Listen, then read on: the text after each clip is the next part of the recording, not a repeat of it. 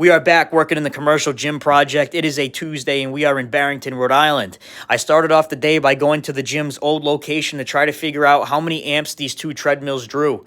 So basically what I found was that they draw 18 amps apiece, so we got to bring up two brand new circuits into the new location to feed these treadmills. The game plan for today is going to be focusing on emergency lighting, and we're also going to finish demoing all these old wires that are still kind of just chilling inside the walls where the petitions used to be. So right now I'm going to ring out that wire right there to try to figure out where that went. Luckily, it went to that quad receptacle right there, so I'm going to dead end that wire and just basically cut it and abandon it inside the wall.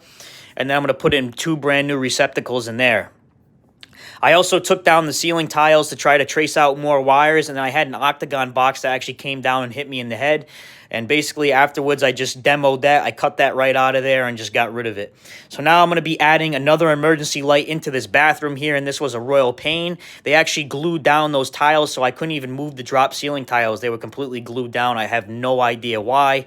They also wanted these data lines. You know, they wanted them abandoned and just put up into the ceiling. They didn't want to use them, so I just tie wrapped them up into the ceiling. We're also going to be pulling out all this low voltage wiring. This was for like phone lines, and there also was an old alarm system in here, so we're just going to cut all that out and get rid of that. And now I'm going to be focused on lighting as well. Right now, they actually want to convert all these fluorescent bulbs to brand new LED bulbs. They don't want to retro out the fixtures. They just want to change the bulbs, which is fine with me. So we're going to pull out all these old fluorescent bulbs, and we're going to be upgrading to LED bulbs. Basically, what happened was I was going to continue on that, but they actually sent me the wrong bulbs. They ended up being a different color than the ones I had. The ones that I had there were 4100K. They sent me 3000K, so that kind of messed everything up with the lights for today, but that's just how it goes. You got to keep going.